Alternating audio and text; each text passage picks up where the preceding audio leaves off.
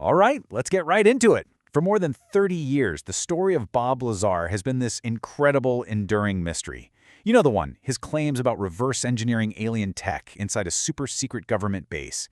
It's a story that just refuses to go away.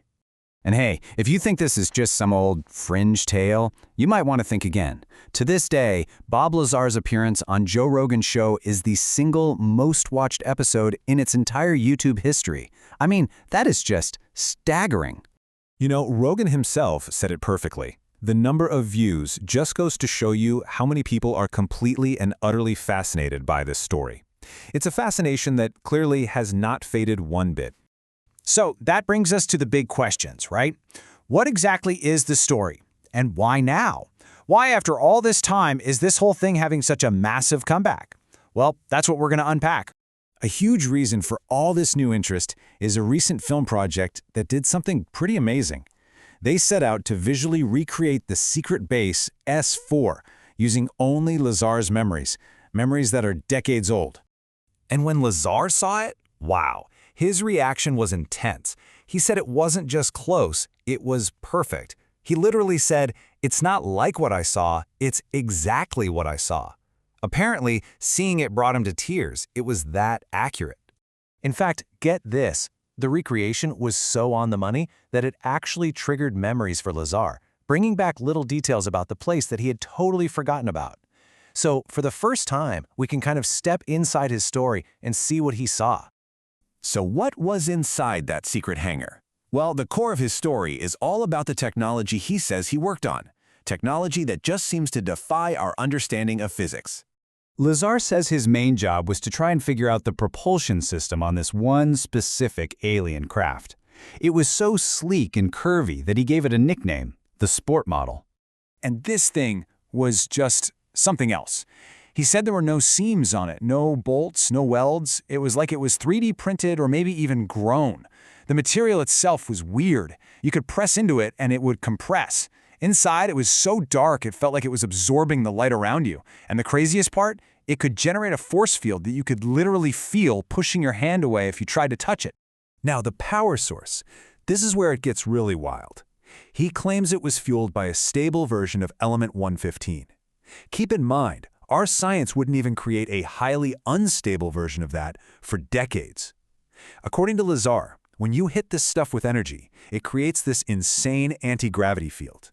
So here's the basic breakdown of how he said it worked. First, the reactor, with the element 115, creates a gravitational wave.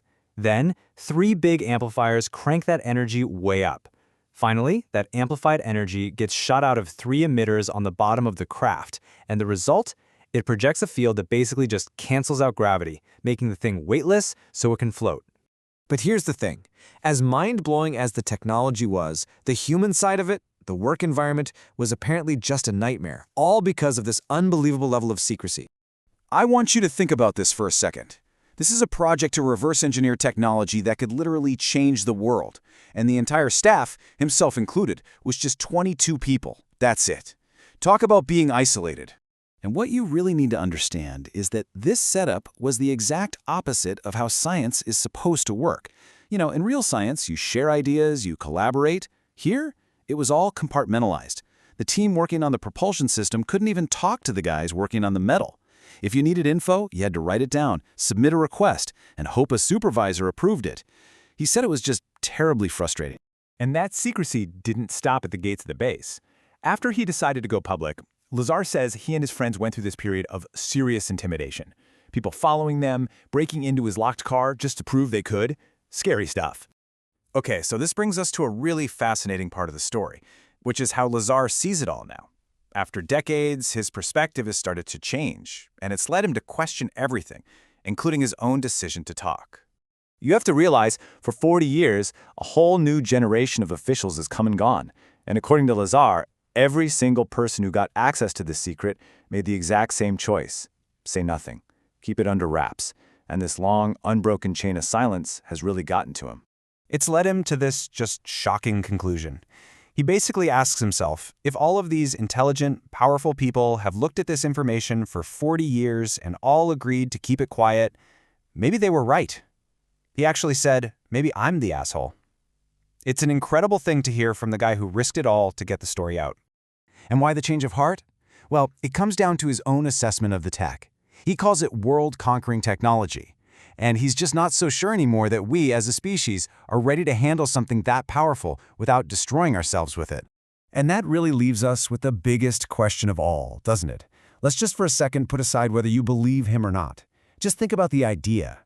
If this story is true, if this kind of technology is real, are we actually ready for it? Are we ready for what comes next?